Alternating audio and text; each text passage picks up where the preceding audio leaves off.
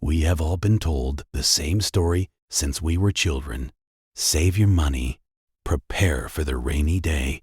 Build a wall of gold so that the world can never hurt you. I spent my entire youth obsessed with that tomorrow.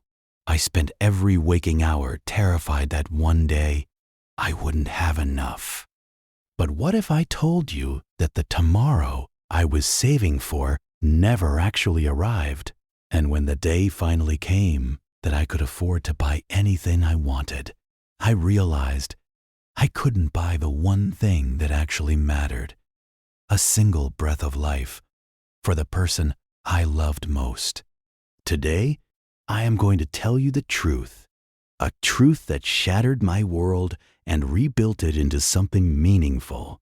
I am going to tell you why I stopped saving money and started saving memories. This isn't just my story. It's a warning for anyone who is currently sacrificing their today for a future that isn't guaranteed. My name was synonymous with efficiency. Growing up in a middle-class home, I watched my father mend the same pair of shoes for 5 years. I watched my mother count pennies before buying groceries. My father's favorite phrase was, "Save it, son. It will serve you in hard times." That sentence became my religion. I studied hard, landed a high-paying corporate job, and then I became a machine. My life was a series of spreadsheets and bank statements. While my friends were going on vacations, I was working overtime. While my wife was decorating our small apartment, I was complaining about the cost of the curtains. I wasn't just frugal, I was obsessed. I viewed every dollar spent as a personal failure.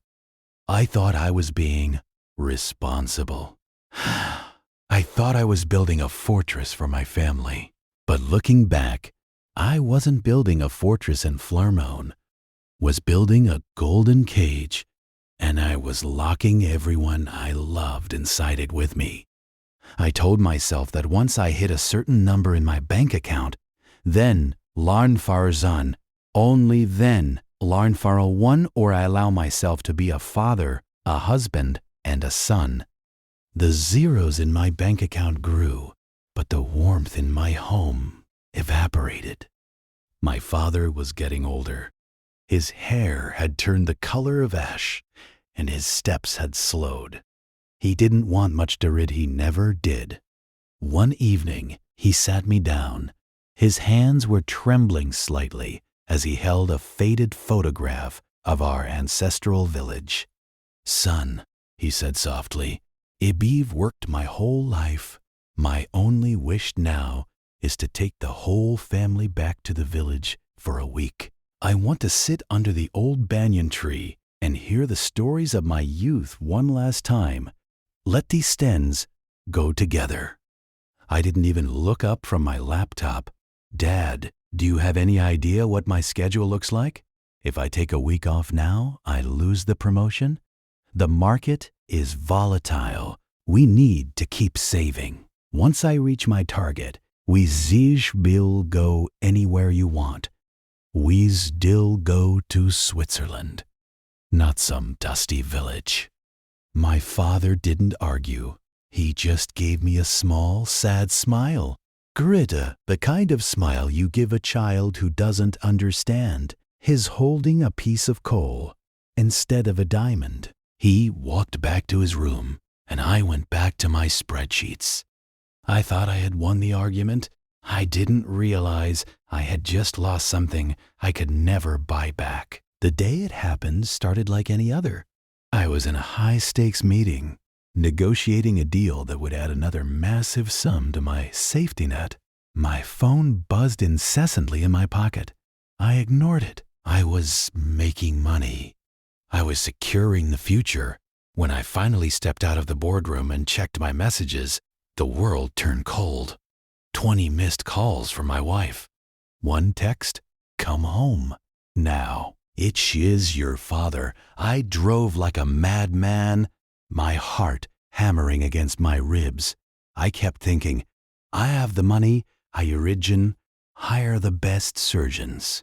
Ease Bill fly him to the best hospital in the world. Money can fix this. But when I burst through my front door, the house was silent. There were no sirens, no rush. Just my wife, sitting on the floor weeping. My father was lying on his bed, looking peaceful, but his chest wasn't moving. The doctor stood by the window. He looked at me with a tired, heavy gaze. I grabbed his coat and shouted, "Take my card! Take whatever you need! Just bring him back! I have millions." The doctor gently removed my hand and said, "Sir, your millions are useless here." He didn't need a better surgeon. He needed a son who would sit with him for a cup of tea. He didn't die of a lack of medicine. He died of a heart that was tired of waiting for a tomorrow that you never gave him. After the funeral, I sat in my father's dreams room. It was small, simple, and smelled of old books and peppermint. I found a small diary tucked under his pillow. I opened it, expecting to find accounts or bills. Instead, I found a list of dates. June 12th, my son reached his first million. I am proud, but I wish he had stayed for dinner. August 20th, it sent an expensive watch, but I just wanted to hear his voice. November 5th, I asked about the village today. He was too busy. I hope he finds what he's looking for in those numbers. The last entry was dated the day before he passed. I've realized my son is the richest man I know, but he is also the poorest. He has everything to live with, but nothing to live for. I collapsed. The fortress I had built crumbled. I realized that while I was busy saving for a rainy day, I had let the sunniest days of my life pass by without even looking up. I had traded the sound of my father's laughter for the sound of a notification from my bank. I was a billionaire in currency, but a bankrupt in soul. I collapsed. The fortress I had built crumbled. I realized that while I was busy saving for a rainy day, I had let the sunniest days of my life pass by without even looking up. I had traded the sound of my father's laughter for the sound of a notification from my bank. I was a billionaire in currency, but a bankrupt in soul. That was the day I stopped saving money. I don't mean that I became reckless or stopped being responsible. I mean that I stopped making money my master. I stopped sacrificing the now for a later that might never come. I realized that the true rainy day isn't when you run out of money. It's when you run out of the people you love. I want you to listen to me very carefully. Balance is the only true wealth.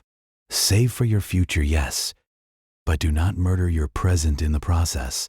Invest in people, not just portfolios. A bank balance won't hold your hand when you're grieving. A stock option won't tell you a story when you're lonely. The perfect time is a lie. If you want to take that trip, take it. If you want to buy your mother that gift, buy it. If you want to spend an hour doing nothing with your children, do it today. Money is a tool. It is meant to be used to enhance your life, not to replace it. Don't become so busy making a living that you forget to make a life.